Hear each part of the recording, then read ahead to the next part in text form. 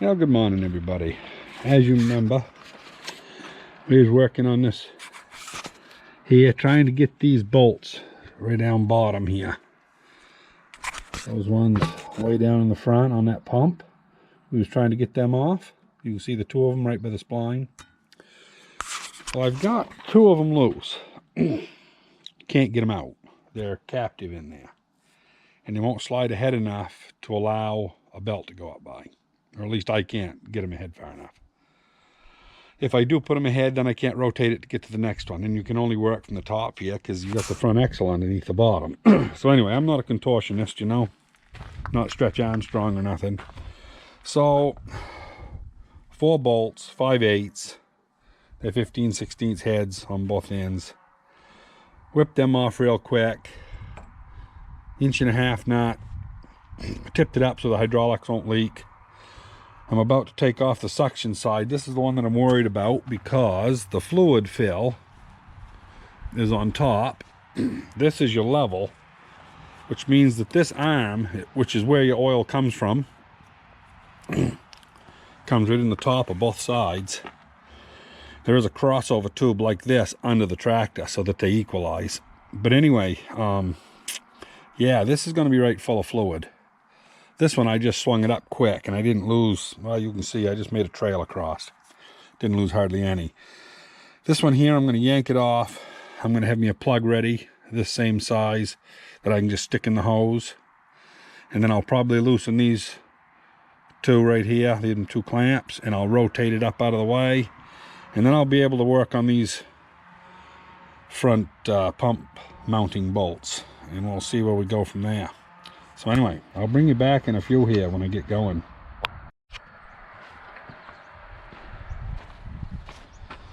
Well, let's see what we can do here.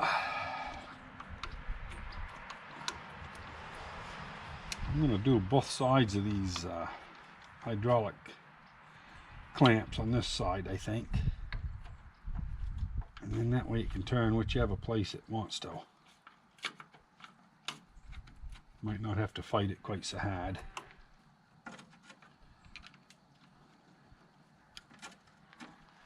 There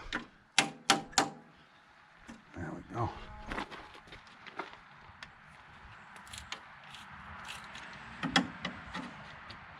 Oh, the bolt dropped in there. It's been in there for a while, probably.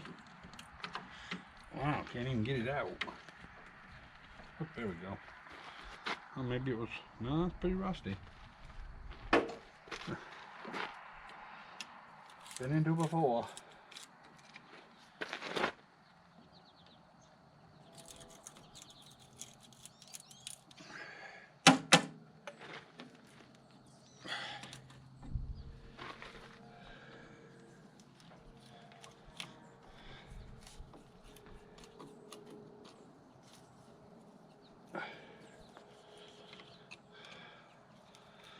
My father must put these on because even when I was a young kid, I would never put a hose clamp on where it was awkward to get to. You know, I'd have had it someplace like that. So, but anyway, let's see what we can do here on the suction side.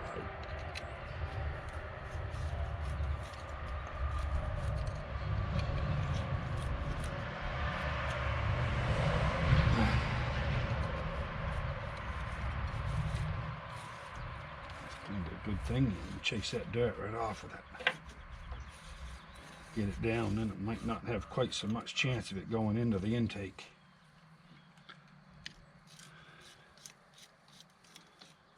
Okay, I'm going to stick this 3/4 inch, so oh, that ain't gonna be bad.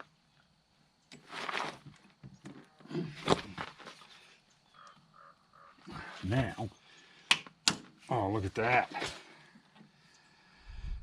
We can rotate that right up and I'll put a bungee cord around it.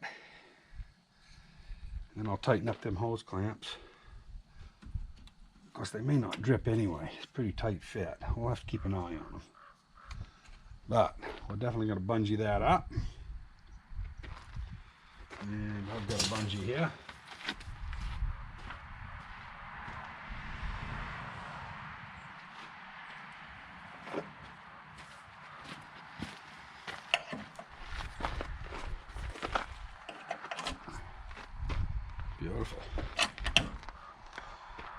Okay, now I got to put a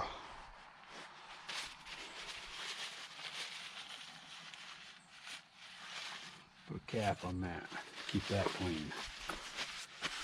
So I'll go get a cap and we'll continue. So anyway, these two bolts back in here, they're 1/2-inch bolts with a 3/4 head, normal stuff. I took them out. And then you just wiggle it out of the spline. And that's all there is to it. So we'll set that aside where that won't get damaged.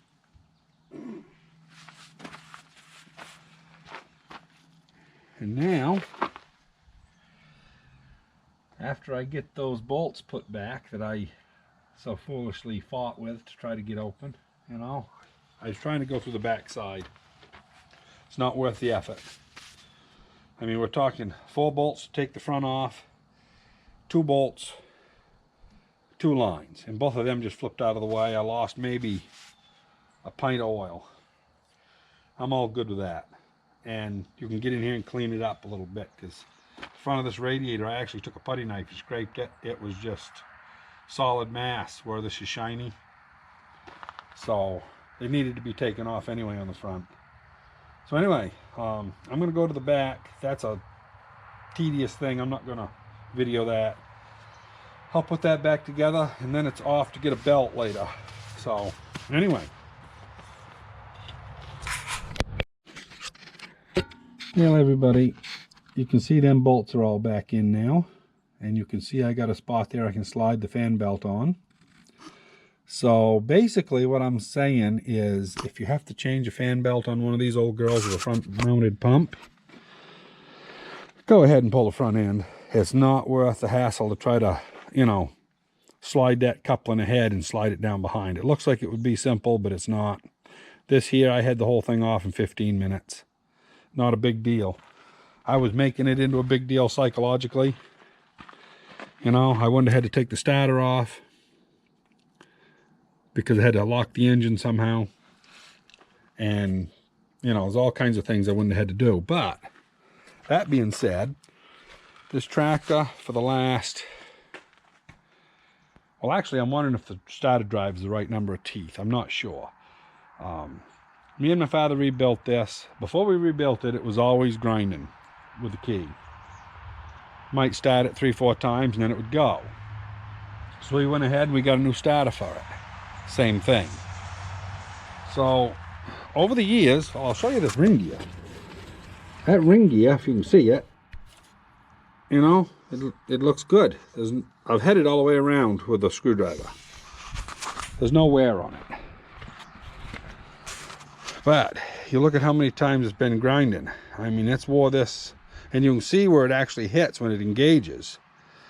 50% of the engagement area is gone. So it's just barely hitting on the outside edge of the teeth. So the starter drive's junk on this. I wouldn't have known that if I hadn't taken it off. So, you know, sometimes things work for the better. But yeah, so I'm at a hold up right now because I haven't been to the shop yet and got a new fan belt. So anyway, I'll bring you back here a little later when I get some more parts.